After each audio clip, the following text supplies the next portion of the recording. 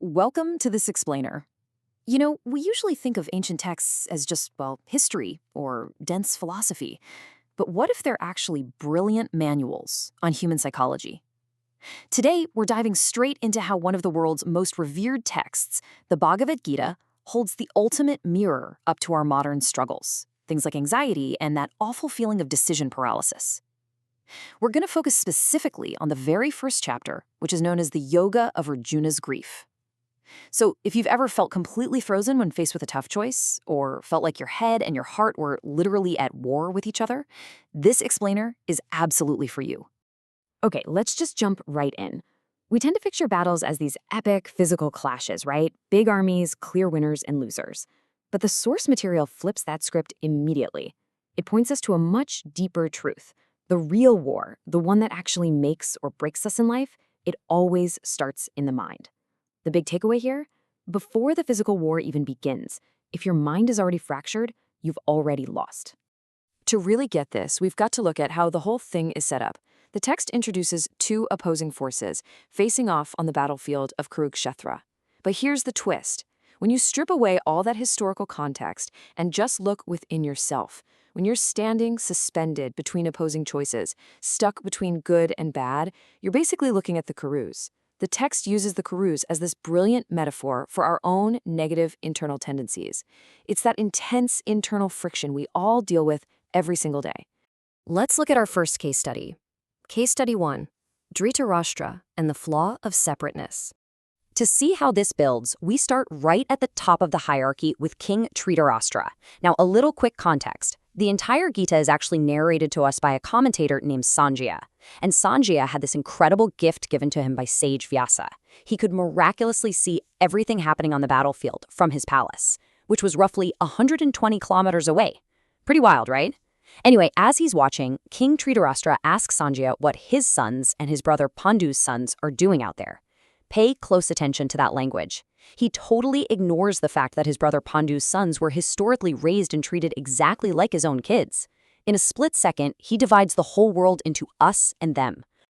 And that right there perfectly illustrates our first major takeaway. First off, all human conflict, and frankly, our deepest psychological problems, they all stem from this illusion of separateness. It's that toxic mine versus yours mentality. When we operate from that fractured place, our intellect just loses its edge. Second, the text is urging us to feel at one with everyone, even our opponents, if we want to find true clarity and peace. But third, it gives us this really vital caveat. You can't let love block you from making hard decisions. Think of it like a parent who loves their child unconditionally, but still has to step in and take firm corrective action when it's genuinely needed. Moving right along, we have case study 2, Duryodhana and the flaw of insecurity. Here we're looking at the warrior Duryodhana. He struts up to his revered guru with massive arrogance. But here's the secret. That arrogance is entirely hollow. It's just a defensive mask to hide his deep, underlying fear and diffidence. And if you look at the numbers, it's fascinating. That 1.5 times multiplier represents Duryodhana's military strength compared to his enemy, the Pandavas. On paper, the guy has a massive, overwhelming advantage. He should be completely chill, yet he is deeply, fundamentally insecure. Why is that? Well, the crucial point here is that his insecurity doesn't come from a lack of resources or having a smaller army. According to the text, that fear stems directly from unrighteousness. It comes from viciousness and relying on selfishness rather than a noble ideal.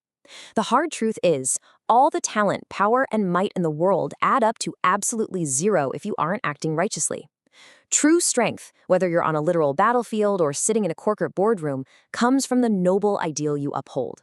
If all you have is your own selfishness to fall back on, you're always going to lack real self-confidence, no matter how many advantages you have. Which brings us to the absolute center of this psychological drama. Case study 3, Arjuna and the flaw of emotion over intellect.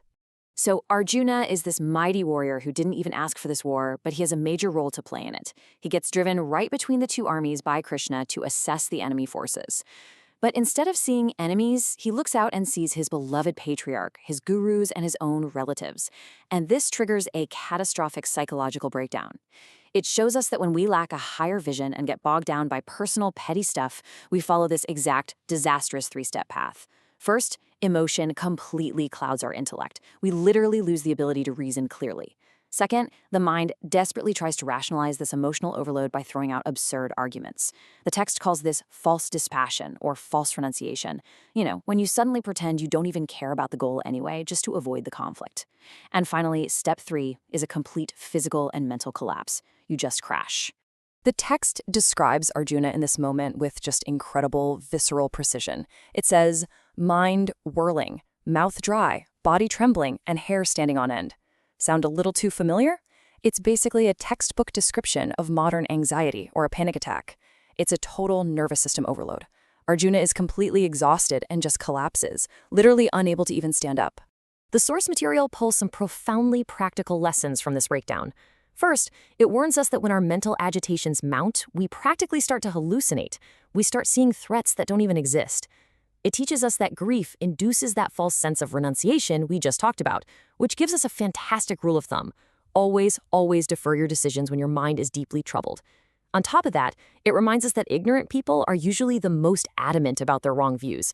So when you're feeling super agitated and defensive, that is the exact moment you need to critically examine the things you're most sure of.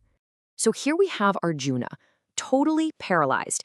He's overcome with this frail pity, completely oblivious to his actual obligation as a ruler to uphold righteousness. And this begs the ultimate question, the very one that millions of people across centuries have turned the Gita to answer. How on earth do we actually resolve this excruciating conflict between the head and the heart?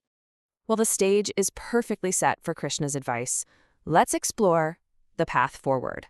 Elevating your perspective. Arjuna's breakdown is basically the necessary precursor to wisdom here. It provides a clear roadmap out of the dark for confused souls throughout history. And the solution requires a radical shift in perspective across 4 key areas. First up, you have to elevate your viewpoint.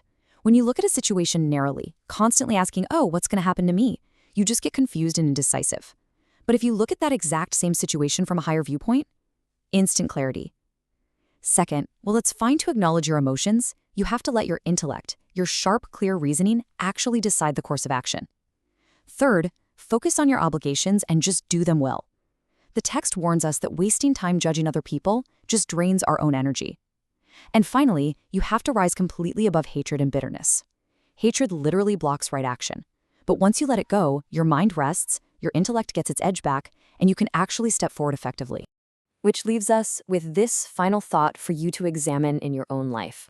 Look, we all face our own Kurukshetra, right? We all have our own internal battlefield where our duties and our emotions clash.